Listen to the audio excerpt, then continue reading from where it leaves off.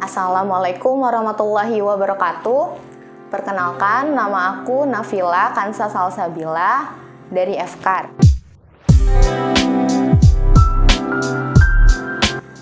Jadi cerita awal masuk Rohis. Aku tuh masuk Rohis bisa dibilang dari SMP. Nah, awalnya tuh aku tuh dari SMP Negeri 23 Bandar Lampung dan SMA-nya SMA Negeri 4 Bandar Lampung. Kalau dulu di Rohis SMP Negeri 23 itu belum terlalu kelihatan kalau itu Rohis gitu, karena dulu pas awal masuk itu kayak cuma belajar ngaji gitu sama guru agamanya. Mungkin kalau adik-adik SMP 23 masih diajar sama Bu Ros. Nah, Ibu Ros itu salah satu guru favorit di SMP 23. Beliau itu selalu semangat gitu ngajarin anak-anaknya buat belajar agama Islam. Dan dulu sering banget tuh diajak ibu buat belajar ngaji tahsin.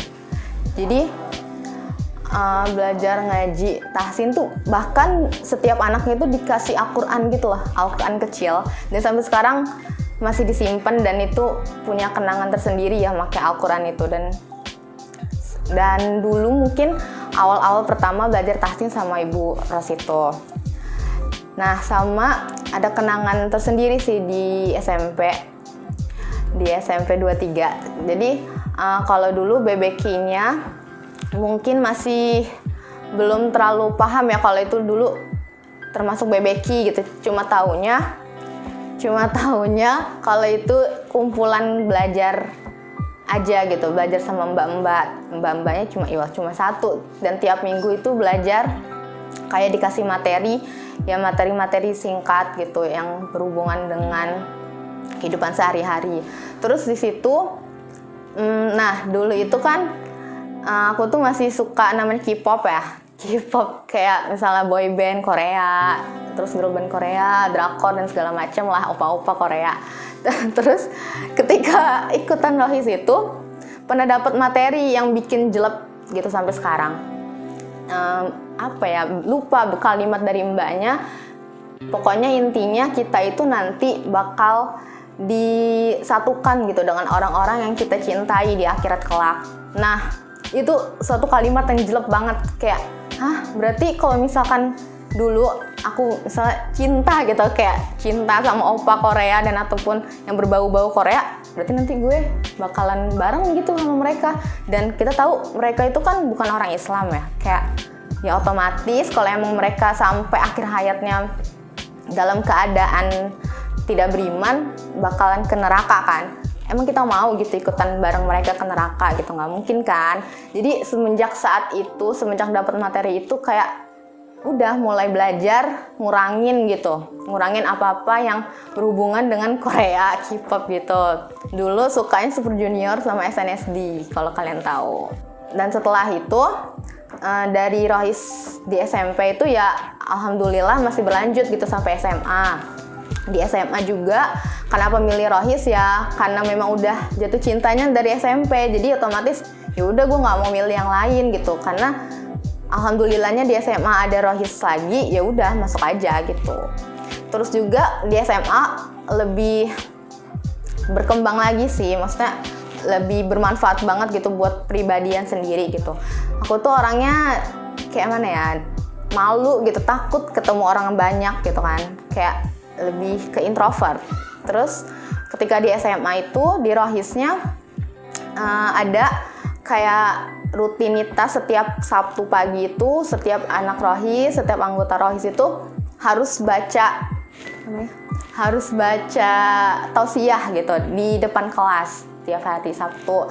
Nah, jadi dari situ kita belajar, aku belajar untuk berani gitu di depan orang, diliatin gitu kan, diliatin tiap anak-anak satu kelas gitu untuk baca tausiah. Ya walaupun mereka mungkin ada yang mengamati, ada yang mengacuhkan, tapi itu lumayan cukup uji mental sih kalau untuk diri pribadi. Jadi kayak dari situ dan seterusnya lebih mulai berani ngomong di depan orang. Kalau itu dari Rohis sendiri. Dan sampai kuliah juga lanjut lagi di Rohis gitu. Tapi di kuliah kan Rohisnya lebih ke mana ya, ke arah yang berorganisasi lebih banyak lagi gitu dari cangkupan sekolah. Menurut aku gitu kan, untuk Rohis sendiri ini perlu banget lah kalian pilih untuk salah satu organisasi yang kalian ikuti di sekolah, dan kalau bisa diprioritasin sebagai yang utama gitu. Apalagi untuk orang-orang yang ingin berkembang, yang ingin punya teman banyak dimanapun, di luar sekolah sekalipun kalian bisa punya teman banyak gitu. Dan kalau misalkan kalian ikut Rohis gitu, sebenarnya kalau setiap organisasi itu mungkin punya tujuannya masing-masing ya, maksudnya membentuk kepribadian kita sendiri. Tapi kalau di Rohis ini, selain kita dapat dapat ilmu untuk ngebentuk kepribadian, misal kayak lebih berani, lebih bisa memanajemen waktu gitu kan, karena banyaknya aktivitas-aktivitas yang berhubungan di Rohis ataupun di sekolah. Terus juga kita yang pertama dapat pahala sih, itu tujuan utamanya kalau misal di Rohis. Walaupun di organisasi lain juga kita bisa dapat pahala, tapi kalau misal di Rohis ini kan tujuannya kita buat ngingetin satu sama lain untuk beribadah gitu kan. Tapi kalau misalnya di organisasi lain mungkin kita cuma dapat sibuknya aja, cuma bisa dapat capeknya aja gitu. Mungkin ada pahalanya, cuma persentasinya lebih sedikit gitu daripada di Rohis. Nah, jadi intinya mari kita sama-sama ikut Rohis, karena memang ikutan Rohis itu ya nggak bayar, gratis, mumpung gratis gitu, dan kita dapat pahala insya Allah. Makanya ikut Rohis. Jadi cukup sekian Rohis story dari aku akhiri. Wassalamualaikum warahmatullahi wabarakatuh.